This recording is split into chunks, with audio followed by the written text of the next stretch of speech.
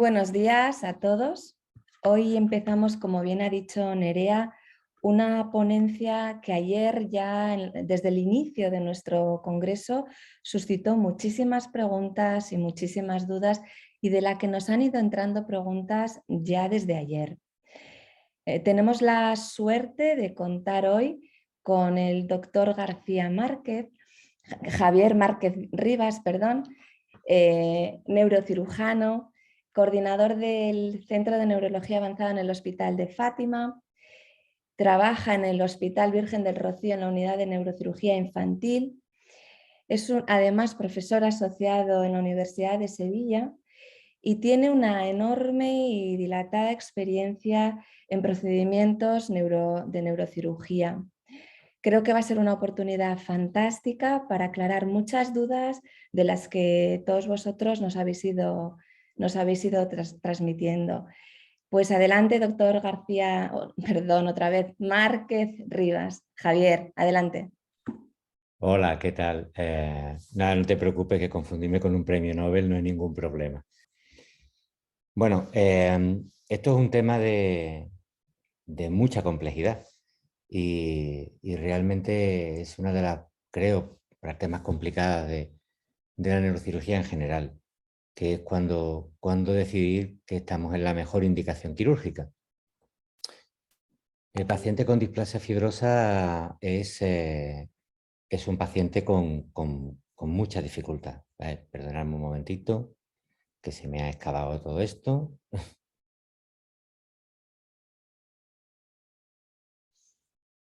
Aquí.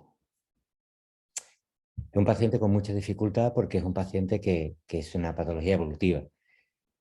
Yo voy a hacer una presentación que no es muy larga, porque creo que es más interesante luego la discusión, pero bueno, un poco poner en valor las dificultades que tenemos los neurocirujanos y los neurocirujanos que tratamos estas patologías raras a la hora de decidir cuál es el mejor tratamiento posible. Bueno, me presento ya, la presentación de la doctora ha sido fantástica. Yo soy neurocirujano infantil, estuve asumiendo mucho tiempo la jefatura de servicio y ahora pues me dedico fundamentalmente a la patología pediátrica y a la patología del niño en general. Bueno, voy a empezar por los agradecimientos. Siempre hay que agradecer, yo prefiero hacerlo al principio, que luego se me olvida. Está mi familia, que me han estado ayudando y soportándome en toda mi carrera y no puedo olvidarlos, que son mi motor para todo esto. Y por supuesto, donde venimos, Centro de Neurología Avanzada, donde trabajo ahora fundamentalmente, y a vosotros por la invitación de la asociación a participar con vosotros en este tema tan interesante. Bueno, algunas cosas que tenemos que saber, bueno, seguro que las sabéis todos porque todos sois expertos en este tema, ya que lo sufrís por una parte o lo que tratéis por otra. Yo no me extiendo, ya sabéis lo que es la displasia fibrosa, una enfermedad benigna, descrita hace muchísimos años. Hay mucha literatura a lo largo de esta y desde el punto de vista quirúrgico, ¿qué nos interesa? Pues que el hueso que se forma es un hueso mal formado, un hueso gordo, un hueso feo y con ese patrón de letras chinas, de puzzle, o bueno, como lo queremos llamar. Ya hay muchísimas nomenclaturas. Y desde el punto de vista craneal, pues, ¿qué nos interesa a nosotros? Nos interesa saber que este hueso tan bonito, que es el hueso del cráneo, un hueso con dos capas, un hueso con unas trabéculas en medio que son también muy elegantes y muy bonitas, se convierte en esta cosa fea, gorda, que al final es lo que condiciona la enfermedad ósea por nuestra parte. Afortunadamente, la forma más frecuente que vemos es la forma monostótica, es la afectación de un solo hueso o de huesos continuos del cráneo, y es la que vemos en más del 80% de los casos, siendo esto una enfermedad rara. Formas menos frecuentes, de más huesos separados, pues no son frecuentes, y si se añade pues, afectaciones endocrinas de otro tipo, pues tenemos los síndromes de Martin-Albert o Jeff o otros síndromes. ¿Cuál es la complejidad que hay en el cráneo? En el cráneo, pues el cráneo desde el punto de vista tridimensional es una estructura extremadamente compleja, no deja de ser una caja donde el cerebro y lo que llamamos neurocráneo y el aparato o las vísceras ojo, lengua, etcétera, lo que llamamos el víscero-cráneo, acomodan, y para que esa extrema complejidad pues tenga una función, pues el hueso se tiene que acomodar también a esos nervios, a esos pares craneales, a esas cosas. Y que además, pues a veces pues estos huesos que parecen superficiales, pues realmente son profundos, y la estructura del esfenoide, del etmoide, que son los que luego con más frecuencia van a producir compresión óptica, pues también es difícil entenderlo desde el punto de vista tridimensional. Es una enfermedad poco frecuente y eso nos condiciona todavía más, porque lo que es poco frecuente significa que los médicos pues tenemos menos experiencia. La cirugía se basa en la experiencia, con lo cual una enfermedad poco frecuente es una enfermedad donde técnicamente hablando, quirúrgicamente hablando, vamos a tener todos poca experiencia, y al final pues poca experiencia configura y conlleva prudencia, y la prudencia quizás a veces al miedo. Pero hay que entenderlo, hay que entender que muchas veces pedimos a expertos en todos lados, pero una enfermedad tan extremadamente infrecuente como esta o otras parecidas, es complejo tener experiencia en la mayor parte de los centros. Bueno, no voy a hablar de la etiología, aunque ya hay mucho escrito sobre esa, y probablemente en el futuro, por parte de las terapias, van a ser importantes. ¿Por qué tenemos afectación visual en los pacientes con displasia ósea fibrosa o con otras patologías parecidas? Bueno, hay que entender un poquito de lo que es la visión. La visión es una estructura extremadamente compleja que empieza en nuestra órbita, en nuestra retina, avanza por el nervio óptico y se cruza en una estructura que se llama el quiasma, y luego va hacia atrás, hacia nuestra corteza visual. Nosotros al final vemos en lo que tenemos aquí en la espalda, en lo que tenemos en la parte occipital. Visto de otra manera, pues nosotros vamos a ver nuestro campo visual, va a llegar a nuestra retina, de nuestra retina a nuestro nervio óptico a nuestro quiasma. Aquí se va a cruzar y va a llegar por las radiaciones ópticas temporales a la corteza visual, que es donde finalmente vamos a tener información. Cualquier alteración en la vía óptica va a producir diferentes cuadros de ceguera o de afectación visual. ¿Qué es lo más frecuente en la displasia? La displasia óptica es la afectación de los nervios ópticos a un lado o a otro, más raramente del quiasma y a veces de todo. Hay patologías muy complejas y displasias muy grandes que afectan al cerebro en global, pero no son frecuentes. Y desde el punto de vista óseo, pues aquí lo veis desde arriba, es como si hubiéramos quitado el cráneo. Aquí tenemos la salida de nuestros nervios ópticos y esta es la zona orbitaria, que es interesante que sepáis que está arriba, porque ahí es donde los neurocirujanos trabajamos para descomprimir cuando hace falta estos nervios. ¿Cómo es una órbita normal? Pues una órbita normal, como veis aquí, pido disculpas por la mala calidad de la imagen, pues nuestro globo ocular, nuestro nervio óptico, nuestros músculos, y veis toda esta grasa que hace que el aparato ocular y el nervio óptico estén relativamente libres y en una especie de cucurucho con una cómoda grasita en la que se mueve. A través del agujero óptico, el nervio pasa al cráneo y dentro de ahí al quiasma óptico.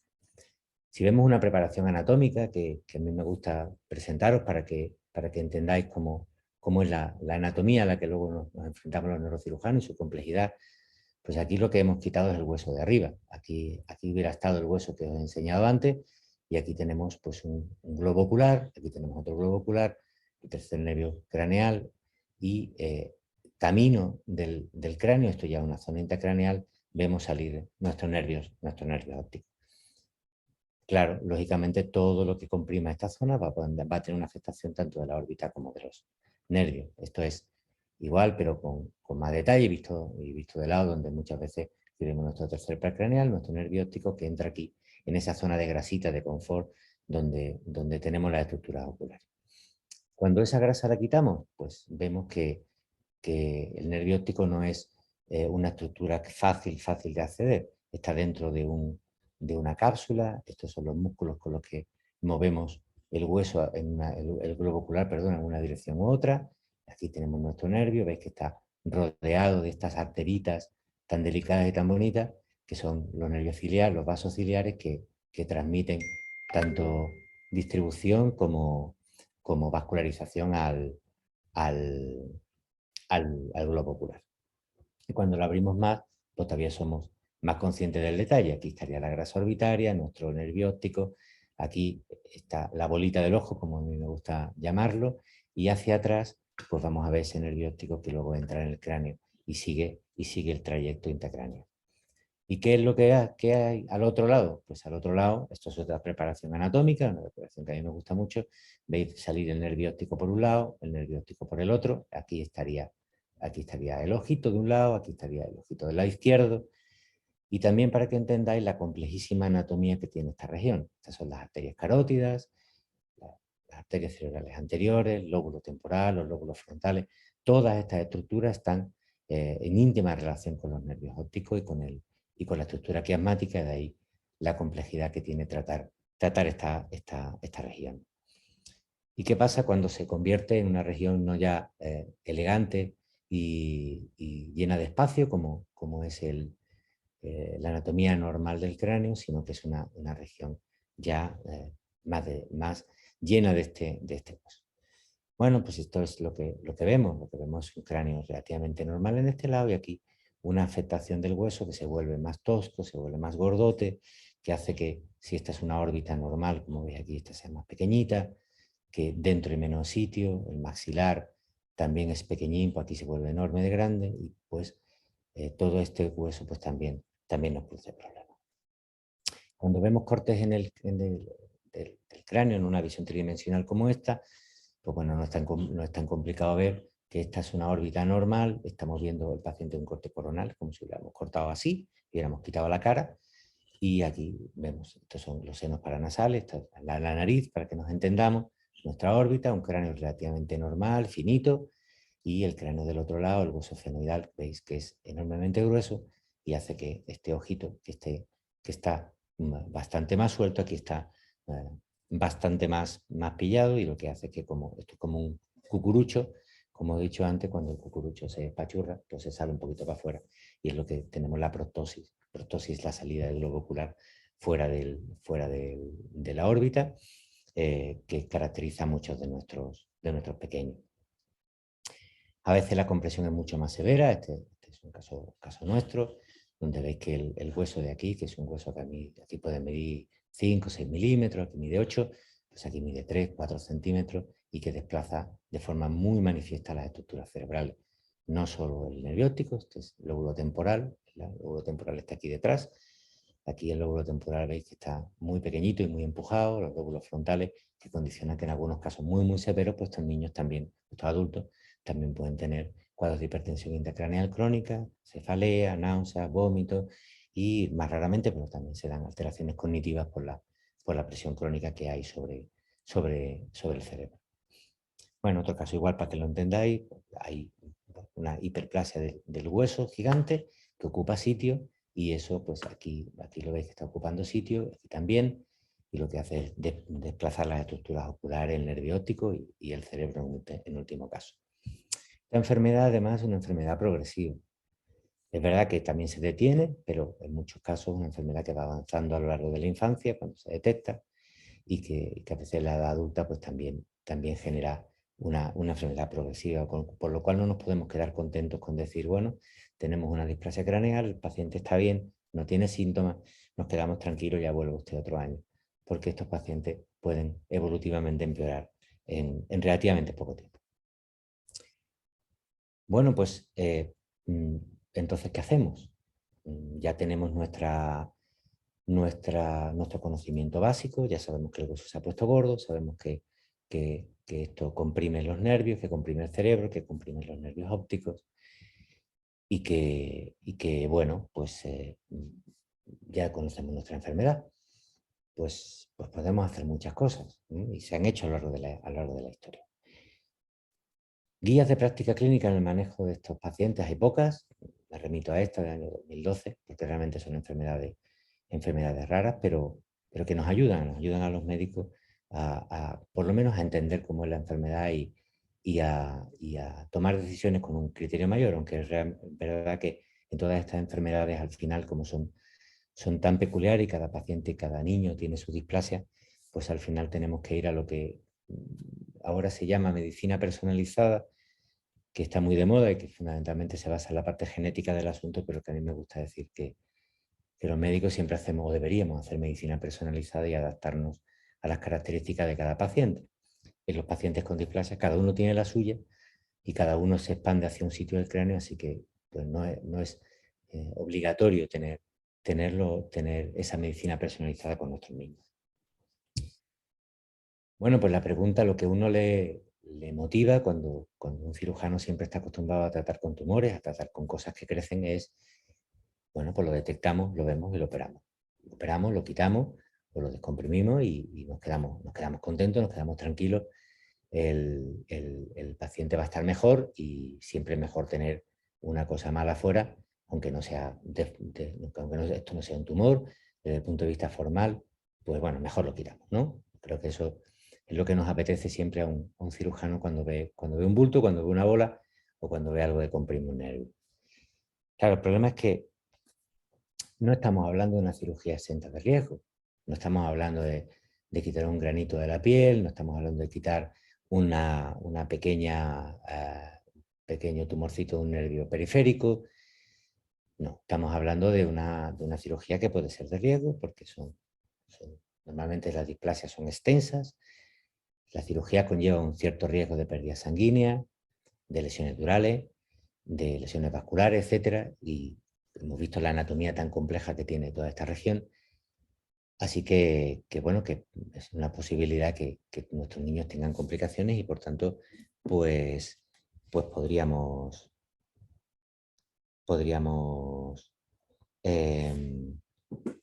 tener esos factores de riesgo y hay que pensárselo antes de operar. Bueno, también podríamos estar motivados para operar porque son algo que se nos puede transformar de forma maligna y que bueno, pues podríamos entonces decir, bueno, no tiene tanto riesgo la cirugía porque realmente tiene mucho riesgo la enfermedad, pero eso realmente no es tan así. La transformación maligna a un sarcoma es muy, muy baja en pacientes con displasia monostótica, prácticamente residual, y sí es mayor en los pacientes con McIntyre, pero tampoco nada frecuente, y desde luego es mucho más frecuente cuando se radiaban. Ahora sabemos que esto no sirve. Sí que es cierto que dentro de la malignización es más frecuente en el área craneal, pero aún así yo considero que esto no debería ser la indicación para descomprimir o para resecar una displasia, porque su incidencia es tremendamente baja. Bueno, la otra causa por la que nos deberíamos motivarnos es si tenemos un diagnóstico certero de que vamos a tener un deterioro neurológico asegurado. En ese caso, pues también, mientras antes mejor. Si vamos a perder la visión seguro, si vamos a perder otras estructuras, otras funciones seguro, pues ¿a qué estamos esperando? ¿Cómo nos lo operamos ayer? Bien, eso es así y eso durante años motivó a hacer descompresiones, vamos a llamarlas profilácticas. Perdonáis que algunas están en inglés porque la charla la tenía preparada así. Y bueno, pues como hay esa compresión de las estructuras, o sea, bueno, pues durante años la compresión profiláctica del nervio óptico, un roughing, quitarlo del agujerito o del canalín, como se podría traducir del inglés, pues se ha hecho durante años. La realidad es que la descompresión puede resultar en que no se mejora la visión y tiene sus riesgos, con lo cual podríamos arriesgar a que un paciente que tiene un déficit, que no tiene déficit visual, meterlo en quirófano, descomprimirlo, no mejorarlo porque no tiene déficit visual e incluso añadirle alguna complicación o un déficit visual. Con lo cual, probablemente nuestra buena intención quirúrgica pues, se vería empañada porque el paciente no ha mejorado, incluso ha podido empeorar. No ha habido muchos ensayos clínicos, pero algunos sí, y en este momento el enfermo asintomático pues, no está soportado por la literatura que la descompresión óptica uniobilateral pueda ayudar a la evolución de la enfermedad, por varios motivos. Primero porque podemos descomprimir ahora, pero luego la enfermedad va a progresar y a lo mejor nos disparamos contra nuestros propios pies haciendo una cirugía extensa cuando realmente a lo mejor la tenemos que hacer más adelante o nunca. Claro, eso está claro. Parece que hay un acuerdo en la literatura de que en pacientes asintomáticos la descompresión quirúrgica no nos va a ayudar. Bueno, en pacientes asintomáticos podemos llegar a la conclusión de que es mejor no tocar. Si un paciente no tiene síntomas, desde el punto de vista visual, pues la descompresión óptica no nos ayuda. Otra cosa es que el paciente tenga una hipertensión intracraneal, tenga una compresión cerebral muy severa, tenga lo que sea, y en ese caso también nos motiva a hacer otra cirugía, pero no es el motivo de esta presentación. Vale. ¿Y cuando hay síntomas? Cuando hay síntomas, ¿qué hacemos? ¿Y qué podemos esperar de lo que hacemos? También es importante saber qué expectativas tenemos. Bueno, pues lo primero es saber cuándo tenemos una neuropatía óptica, cuándo hablamos de una compresión óptica y cuándo, entonces ya quizás no deberíamos esperar tanto. Tampoco es fácil porque clásicamente hablando, el diagnóstico de neuropatía óptica se reservaba a pacientes con déficit visual que en algún tipo, más de 3 exámenes seguidos. Claro, cuando yo tengo una déficit visual más de 3 exámenes seguidos, repartidos 3, 4, 5, 6 meses, estoy viendo un chiquitín o un adulto, da igual, que viene un año de déficit visual. A lo mejor ya llegamos tarde. Pero bueno, es la determinación clásica y lo que la guía de práctica clínica nos indicaba. A mí esto siempre me ha generado mucha duda porque tengo que esperar a que tenga 3 exámenes visuales con defecto en el campo visual o alteraciones de la sensibilidad o el color o lo que sea, o un edema de papila para decidir 3, porque no 1. Bueno, no me aclaré en la literatura nunca esto. Bueno, afortunadamente ahora tenemos alguna información más. Fundamentalmente tenemos el papel que tiene la OCT, la tomografía de coherencia óptica, para valorar afectaciones muy finas de los nervios ópticos y determinar el nivel de la fibra retiniana. Eso está claro, que la alteración, el grosor de la fibra retiniana se afecta con cambio en el campo visual y traduce una evidencia clara y objetiva de neuropatía óptica, con lo cual, bueno, pues primero nos sirve para tener algo objetivo, no es que el paciente tenga una visión subjetiva, y también que tratamos niños. No, los niños no siempre pueden estar haciendo un examen óptico perfecto, sobre todo cuando además tienen problemas de alteración de la órbita y tienen un ojo para un lado, otro para otro. A veces es muy complicado estar seguro de que es debido a la proptosis ocular y que es debido a la afectación neural. Entonces, bueno, pues ahora tenemos esta herramienta que a mí me resulta extremadamente útil en la toma de decisiones. También tenemos otro problema con esta herramienta. Lo que nos dice, o lo que nos dicen los oftalmólogos, es que, bueno, cuando tenemos una afectación clara de la afectación retiniana, probablemente no mejore con cirugía, y cuando no tenemos nada es cuando realmente es posible que mejore con cirugía. Con lo cual tenemos otra vez el mismo problema de que tenemos un paciente que dice que ve peor, que parece que ve peor, que la afectación OCT es normal y que entonces ¿qué hacemos? Bueno, pues probablemente ahí es donde realmente el juicio clínico, la valoración con el paciente, las expectativas con la familia y la decisión de riesgo-beneficio es la que nos debe de llevar a decidir la cirugía, que en mi opinión es el momento óptimo, o demorarlo un poco más. ¿Qué es una OCT? Pues una OCT es esto. Yo no soy oftalmólogo, pero lo traigo para que lo veáis. Realmente lo que valora es en el nervio óptico cuál es el grosor de la retina, y eso nos lo pones en valor con este paciente con una displasia óptica que ha ido evolucionando a lo largo del tiempo. Bueno, entonces, pues para nosotros podía ser útil. Y también es muy útil cuando hemos decidido descomprimir a un paciente, viene a vernos a nosotros y ya tiene una OCT alterada. Entonces cambia nuestro consentimiento informado, cambia lo que podemos ofrecerle, y lo que le vamos a ofrecer al paciente es: no creemos que vayas a poder mejorar de tu déficit visual actual, y lo que queremos es evitar otros déficits visuales en el futuro. Si tienes una cuadrantonósea, es decir, un trocito del ojito del campo visual que no es, probablemente se mantenga igual, pero vamos a intentar evitar que no se te afecten más zonas y que al menos preservemos las otras zonas del nervio óptico que tienes prevista, que tienes todavía sanas. ¿Eh? Es como ves aquí lo que hemos hablado. En resumen, y entonces, pues esto es un follón, porque si es muy pronto no sirve para mucho y tiene mucho riesgo, si es tarde no sirve y tiene riesgo y no mejora. Y bueno, lo que siempre nos transmiten los pacientes, doctor, y entonces, ¿qué hay que hacer? Si antes es muy pronto, si luego es muy tarde, yo estoy hecho un lío, ¿qué hago? Pues para el momento entonces, pues yo entiendo que el momento óptimo es cuando un paciente con un diagnóstico claro tiene una afectación subjetiva o mínimamente objetiva, o bien en el campo visual, o bien en la sensibilidad al color, o en alguna otra de estas múltiples variedades que tiene nuestra visión, y donde nuestra OCT es normal o está mínimamente afectada. Yo creo que ese es el momento donde podemos evitar que la enfermedad siga progresando y perdiendo la vista, y todavía tenemos opciones a que esos nervios ópticos descomprimidos mejoren incluso. Y bueno, eso es una cosa para el debate que podemos discutir entre todos nosotros, y bueno, pero al menos esta es mi opinión, cuál es el mejor momento para la descompresión de los nervios ópticos. Bueno, pues ha llegado el momento de espera, ya llevamos esperando,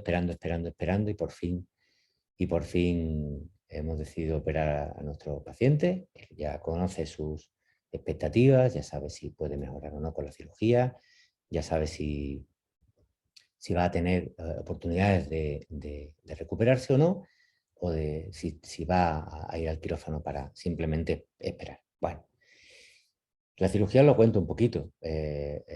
Cuando todos vosotros os sometáis, espero que nunca, pero algunos de vosotros lo haréis, a una cirugía de descompresión, tenéis que entender la extrema complejidad que tiene esta cirugía. Se puede hacer, por supuesto, y se puede hacer con mucha seguridad, pero no es nada fácil.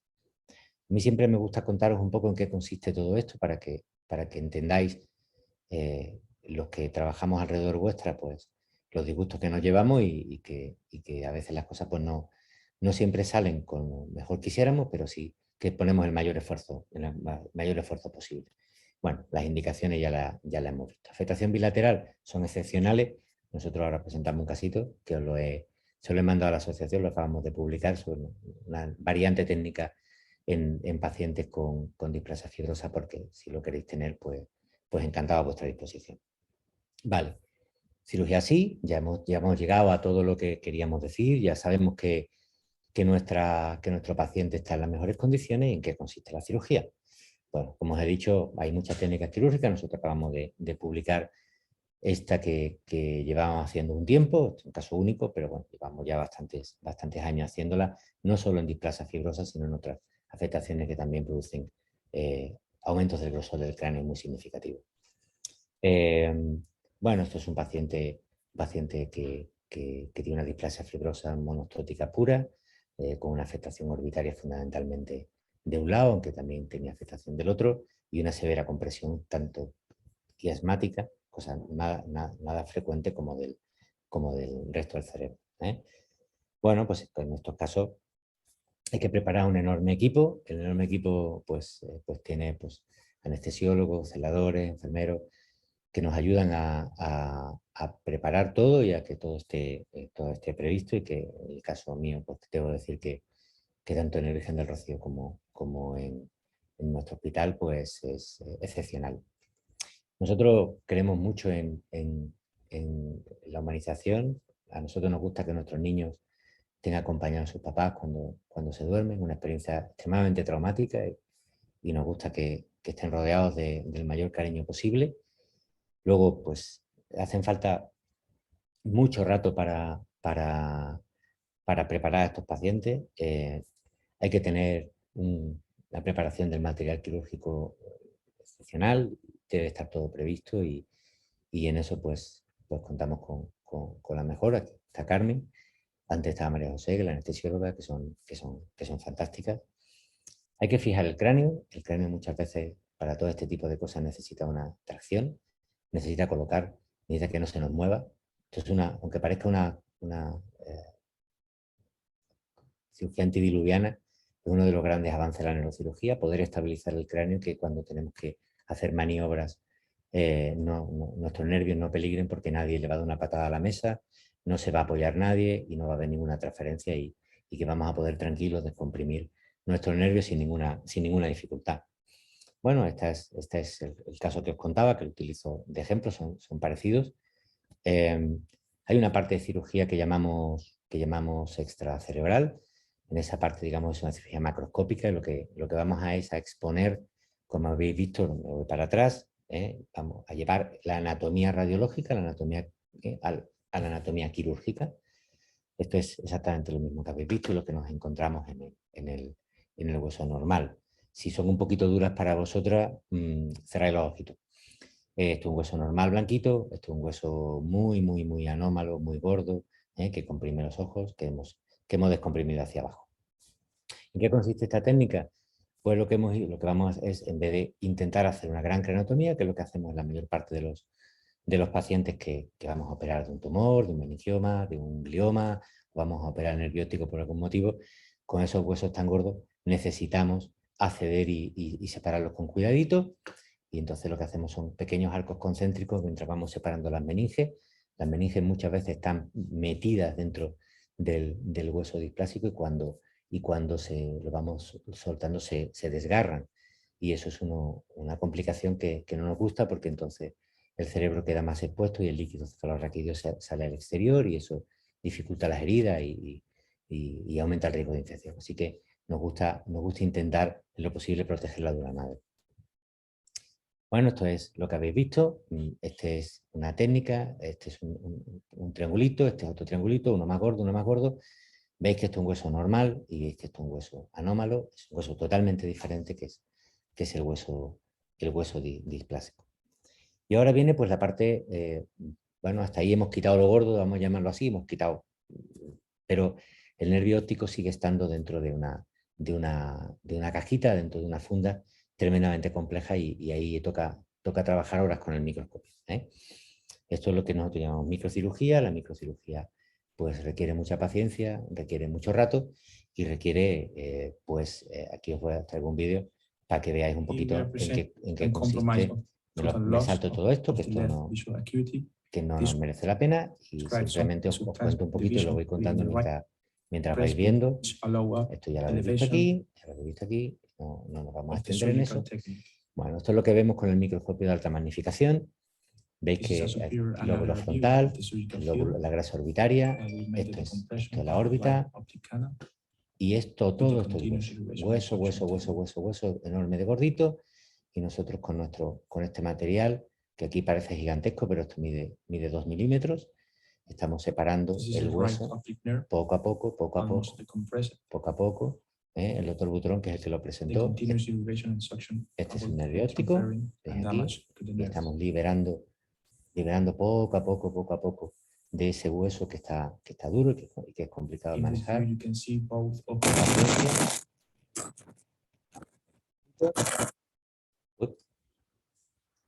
Me vuelvo para atrás.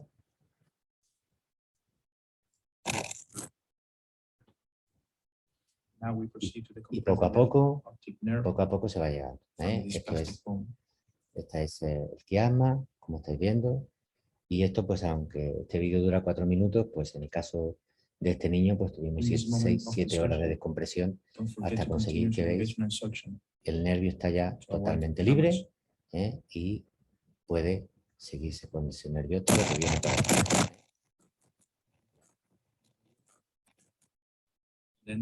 Un nervio óptico, el quiasma, el otro nervio óptico, después de 6 horas de cirugía, pues quedaron bien descomprimidas. Perdonadme el vídeo y ahí veis que se queda totalmente descomprimido el nervio. Y luego la reconstrucción craneal pues es también muy buena. Cuando terminamos, pues reconstruimos la órbita, quedó realmente muy bien. Y como veis, pues esto no es una cirugía sencilla, esto es una cirugía de equipo. Esto es el equipo de hospital infantil, que estuvimos con chiquitín, y que como veis siempre es un equipo muy extenso, y aquí nuestro cliente. Bueno, y yo con con esto concluyo. Yo simplemente como resumen deciros que esto es una cirugía compleja, que no es imposible, que el momento para realizarla es, a mi modo de ver, cuando empieza a haber un mínimo trastorno visual, pero todavía el OCT o la afectación del nervio óptico aún no es extensa, y que aunque es una cirugía aparatosa, una cirugía larga, una cirugía de paciencia, es una cirugía que se puede hacer con seguridad en nuestro quirófano y que ayuda a nuestros niños y a nuestros adultos a intentar mantener eso tan importante que es la visión a lo largo del tiempo. Y bueno, quedo a vuestra disposición para lo que queráis comentar. Muchísimas gracias, Javier. Quería destacar dos cosas que has dicho que creo que en temas de enfermedades minoritarias es esencial. Y por eso te quiero dar la enhorabuena. Has dicho dos palabras que me han encantado. Ha sido la primera de todas, la humanización. Creo que con lo complicado y complejo que es este tema, que nosotros hablemos de humanización de estos procedimientos es maravilloso, y en temas de enfermedades minoritarias creo que está bien incidir en esto de la humanización. Y hay otra cosa que has dicho que se habla mucho y me ha encantado cómo lo has tratado, que es la medicina personalizada. Y es cierto, tú ya estás haciendo medicina personalizada, no es algo del futuro, sino de cada paciente es un caso y hay que personalizar. Y dicho esto, y darte mi enhorabuena y decirte lo que admiro el trabajo que haces, te voy a ir pasando preguntas Claro, claro que sí. de nuestros compañeros espectadores. Bueno, la primera pregunta nos llega al chat diciendo que en el día de ayer se habló mucho de la profundidad, o se habló mucho de los beneficios del ejercicio tanto antes como después de la cirugía. Entonces, en el caso de la zona craneofacial, sí es importante trabajar, pues me imagino que se refiere a la musculatura de los ojos, tanto pre como post cirugía. ¿Qué opinas? Bueno, pues como en todo, mientras mejor esté un músculo y un nervio, más posibilidades de resistir. Evidentemente, en el ojo es más difícil porque no es lo mismo que un brazo, que una pierna, que el entrenamiento es complicado, pero mientras menos atrofia óptica tengamos y sobre todo menos atrofia muscular, también hay que tener en cuenta que cuando nosotros descomprimimos esto, dejamos una órbita que estaba espachurradita. Yo prefiero utilizar estos términos a lo mejor no tan científicos, ¿no? Sí. Esta órbita espachurradita lo dejamos como un solar. Entonces esos músculos quedan más elongados, quedan más libres, y muchos de los niños y los adultos van a requerir un proceso de recuperación. Si esos músculos están en buenas condiciones, van a aguantar más y van a ayudar mejor al cirujano a que el éxito sea mayor. Así que mientras más, mejor. Estupendo, pues mira, esto es una cosa práctica y que se pueden llevar todos a casa también. La siguiente pregunta se refiere a una niña de 2 años que tiene estrabismo, pero que no tiene ningún otro síntoma, nos dice, de displasia en la cabeza. Y ella se pregunta si este estrabismo podría ser por la displasia. Es una niña con Macuna Albright y displasia fibrosa. Si el estrabismo, nos dice, podría ser causado por la displasia fibrosa. Me entiendo que va a ser así. Seguro que si tiene una displasia fibrosa y Albright, que son cronofaciales muchos de ellos, probablemente tenga una distopia orbitaria y probablemente ese estrabismo no es realmente un estrabismo primario, un estrabismo secundario a la distopia orbitaria. Entiendo que sea así, pero sin ver las imágenes. Pero Exacto. vamos, entiendo Eso, que debe ser así. eso es. Vale, otro espectador nos dice una pregunta que se hacen muchos, que tiene displasia fibrosa craneofacial y si él tendría que seguir controles de oftalmología, otorrinolaringología o simplemente consultar si empieza a tener síntomas. Esa es una pregunta que se repite mucho, Javier. Bueno, esta es la pregunta del millón. O sea, yo tengo una displasia fibrosa y ya está. Hay que ver qué tipo de displasia. Si uno tiene una displasia craneal sin afectación de la base de cráneo, probablemente no requiera un seguimiento oftalmológico complejo. Si tiene una displasia fenoidal, que son las más frecuentes, con un encasment con un atrapamiento del nervio óptico desde el punto de vista radiológico, no clínico, yo creo que debe de hacer un seguimiento oftalmológico fino, porque eh, cuando tiene síntomas, el paciente muchas veces está prácticamente ciego. Nosotros vemos niños y adultos que dicen, yo veía estupendamente y hace un mes que ya no veo prácticamente nada. No, lo que pasa es que tenía un campo visual que ha ido haciéndose pequeño, pequeño, pequeño, pequeño. Tenemos una enorme capacidad de adaptación y hasta que no nos vamos dando con brazos con las puertas porque no vemos en la puerta en el lado, no nos damos cuenta. Ujú. Yo le recomiendo a la gente con una displasia fibrosa que tenga una afectación esfenoidal, que tenga un seguimiento oftalmológico. No digo que se haga una CT cada 15 minutos, pero que al menos tenga un estudio de campo visual anual y que si tiene una afectación del campo visual, sí que hay que estar muy pendiente de ello y hacer un OCT, porque no vamos a poder comparar. Luego, el problema del OCT es que tienes que compararlo con el primero, ¿no? Desde luego el OCT ha sido un cambio también en el manejo tremendo, ¿eh? Claro, claro. O sea, Mm. pues yo creo que sí. Vale, vamos allá. Hay otra pregunta, esta es un poquito más larga. Buenos días, mi hijo tiene una afectación craneal severa. En la última prueba del TAC craneal, el neuropediatra nos dijo que ya le está rondando muy cerca del nervio óptico, pero que esté tranquila porque la prueba del nervio óptico por ahora está bien. El niño tiene 9 años. ¿Qué probabilidad tiene mi hijo de perder vista o pasar por esta operación que usted está diciendo? Porque a nivel de crecimiento óseo craneal en estos 2 años ha avanzado mucho, tanto hacia adentro como hacia afuera. Gracias. Bueno, es una pregunta compleja de responder sin ver imágenes y es un poco de hacer, no sé, ¿qué opinas, Javier? Hombre, verás, una displasia que está creciendo, una displasia que hay que seguir muy estrechamente. Mm. Está claro que el problema de los niños es que valorar el déficit visual es difícil. Ya 9 añitos y además estos nenes que están los pobres míos desde chiquitines en el médico, si son colaboradores, que los hay que pasan a la fase colaboradora y los que están dispuestos a matarnos en cada vez, en cada consulta, si son colaboradores se puede, pero si no, ese niño habría que estudiarlo. Si es un crecimiento muy, muy severo, lo normal, lo frecuente es que en algún momento tenga una compresión óptica, pero como hemos hablado antes, Es cuando difícil. la tenga, Ya. clínicamente lo vemos, ¿no? Pero sobre todo oftalmológicamente hablando hay que seguirlo. Radiológicamente no tiene tanto interés. Eso es. Ujú. Vale, hay otro espectador que nos dice un poco lo que yo decía, te comentaba antes, que me ha encantado que los padres puedan acompañar al niño hasta el quirófano, porque para mí fue un enorme trauma verme sola en el quirófano. Pobres, claro, es que esto es muy importante, ¿no? Sí, vamos, no solo con estos niños, nosotros lo hacemos con todos, pero para un nene dejar a los padres y rodearse de personal extraño, por muy cariñoso que seamos todos y por mucho que le queramos, transmitir seguridad y tranquilidad es muy complicado. El quirófano es un entorno hostil. Muchas veces dejamos al paciente en manos del celador, el auxiliar o la enfermera y recorren una larga distancia hasta el quirófano. Ujú. Bajan una planta, van con una camilla, los meten, los cambian de sitio. Esos son muchos minutos de miedo. Angustia. Sí. Sí, sí, Cuando sí. van con el papá, bueno, pues estarán escamados, porque sabe dónde me llevan estos tíos vestidos así un poco raros, pero bueno, ya se tumban, se les ponen sus mascarillitas, se duermen y bueno, son 30 segundos, además que hasta está con su papi alrededor o su mami, ¿no? Claro. Después hay otra, esta pregunta puede ser un poco, ¿es aconsejable la cirugía simplemente por dolor? O sea, que el motivo de la cirugía sea dolor en esa zona.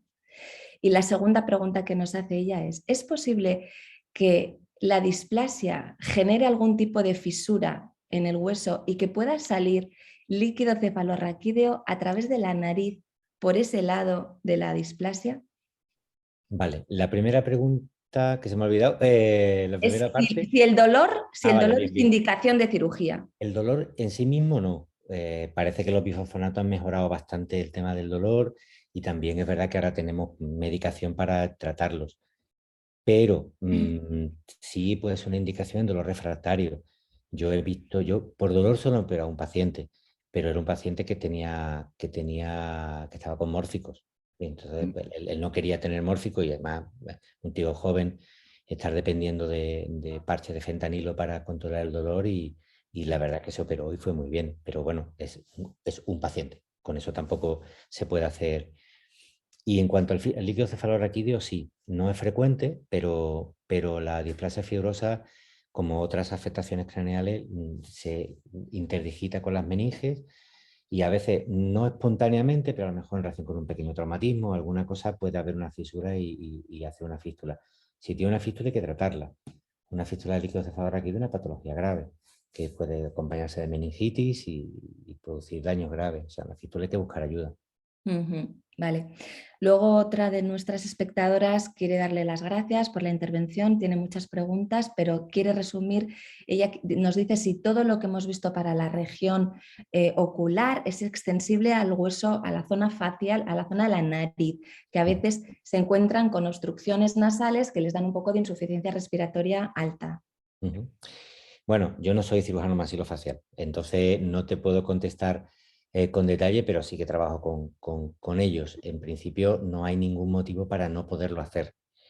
Uno de los grandes avances que hacemos, y eso sí lo hacemos nosotros, es que antes todo eran procedimientos abiertos y el destrozo facial era muy, muy importante y ahora, pues desde que introducimos la endoscopia transnasal, pues es bastante más fácil hacer una descompresión. Pero bueno, lo mismo, se aplica lo mismo que a los nervios ópticos.